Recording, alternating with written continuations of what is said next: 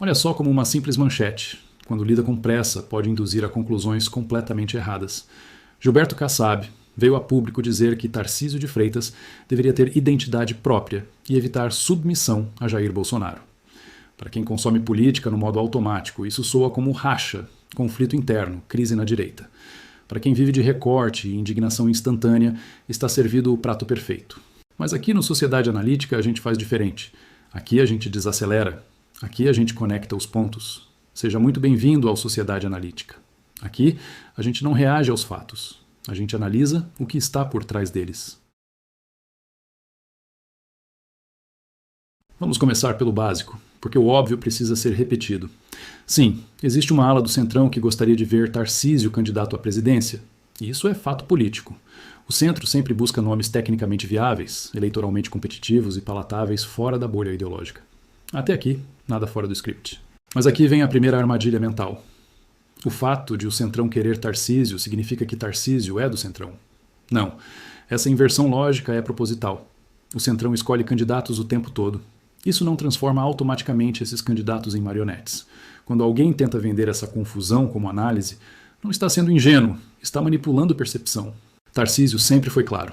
Desde o início, afirmou que qualquer movimento político relevante seria feito em alinhamento com Jair Bolsonaro. Não existe traição, não existe plano oculto, não existe jogo duplo, existe lealdade. E, curiosamente, lealdade virou defeito na política brasileira. Se Tarcísio não rompeu, não traiu, e continua alinhado, por que existe tanta gente interessada em criar esse racha? Aqui a gente precisa parar de fingir que isso é apenas divergência saudável. Não é. O que está acontecendo dentro de setores da direita brasileira é autossabotagem pura, e não dá mais para tratar isso com luvas de pelica. Existe uma mentira confortável que muita gente gosta de repetir. A de que política só deveria acontecer entre pessoas que concordam 100% ideologicamente. Isso soa bonito, parece moralmente elevado, rende aplauso em bolha, mas é uma fantasia infantil. No mundo real, política é convivência com o imperfeito.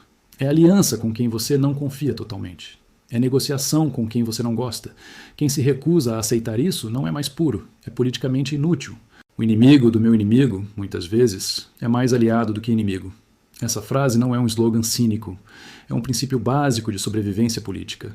Ignorá-la é escolher conscientemente perder. E aqui vem a parte que realmente incomoda.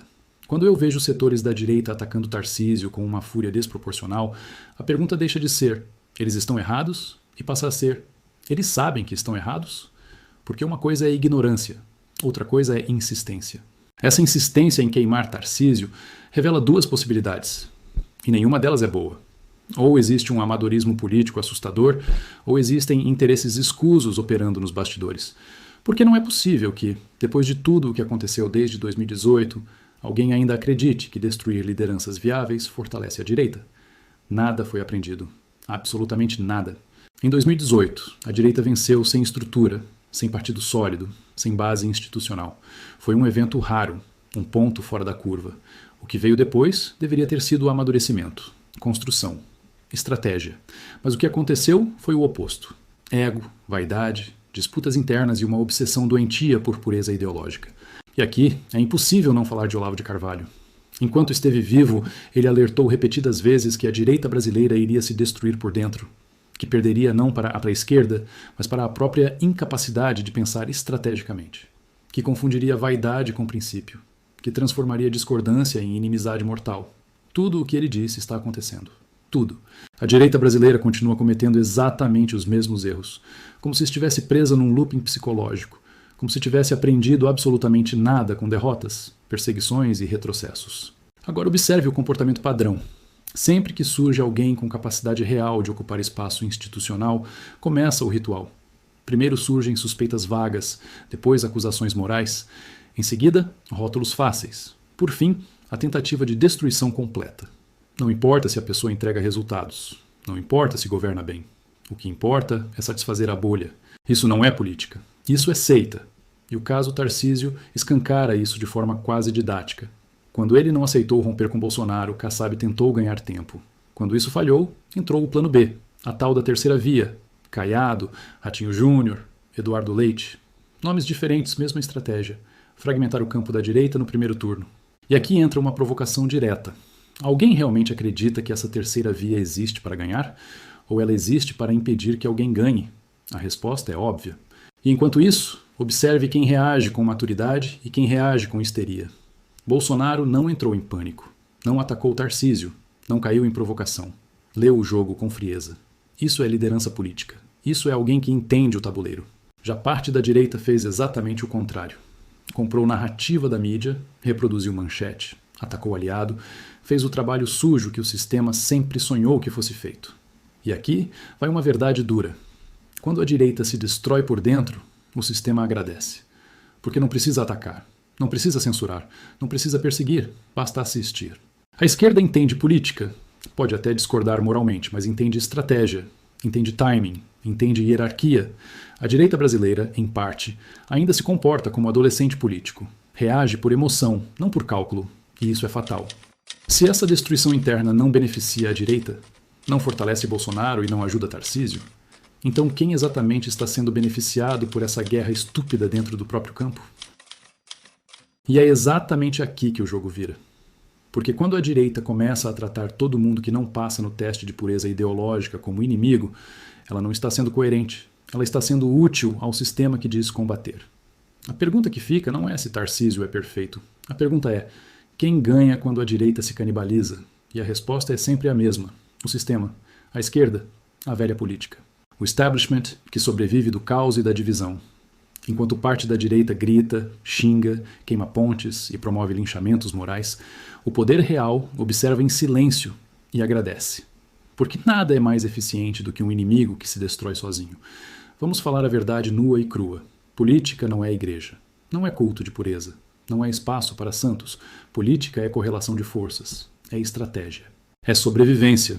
E quem entra nesse jogo achando que só vai lidar com pessoas que pensam exatamente como ele, já perdeu antes de começar.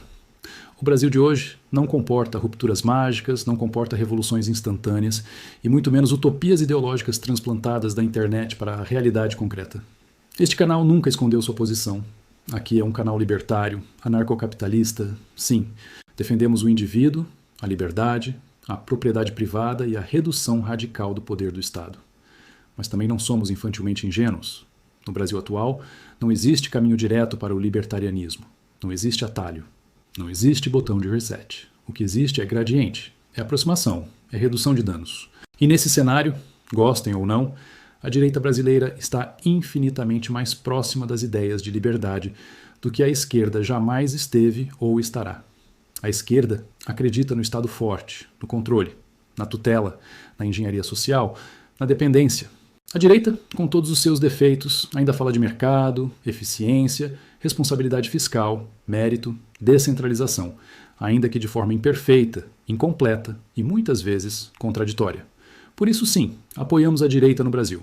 Mas apoiar não é idolatrar. Apoiar não é fechar os olhos. Apoiar não é virar massa de manobra. E é exatamente aqui que entra o caso Tarcísio. O que está acontecendo não é crítica construtiva. Não é vigilância ideológica saudável. É fogo amigo e irresponsável. É uma tentativa quase obsessiva de destruir uma figura que, gostem ou não, tem entregas concretas, tem gestão, tem resultados e tem capital político real. E quando eu digo que tenho acompanhado vários canais e influenciadores da direita queimando o Tarcísio a qualquer custo, eu digo isso com preocupação, não com prazer. Porque isso revela duas possibilidades, e ambas são ruins. Ou estamos diante de amadorismo político crônico, ou estamos diante de interesses que não têm nada a ver com princípios. E, sinceramente, a sensação é que nada foi aprendido de 2018 até agora. Nada. Os mesmos erros, as mesmas vaidades, as mesmas guerras internas, a mesma incapacidade de pensar 2 passos à frente. E aqui entra um ponto que muita gente prefere ignorar, mas que a história insiste em confirmar. Tudo o que Olavo de Carvalho alertou enquanto estava vivo está acontecendo. A direita fragmentada. A direita vaidosa. A direita incapaz de construir unidade mínima. A direita que confunde inimigo com aliado imperfeito. A direita que troca estratégia por catarse. E enquanto isso, o sistema avança. Avança no judiciário. Avança na mídia. Avança na educação. Avança na cultura. Avança no controle do discurso. Mas a direita continua brigando entre si, como se estivesse jogando xadrez emocional enquanto o outro lado joga xadrez político. Vamos deixar algo muito claro.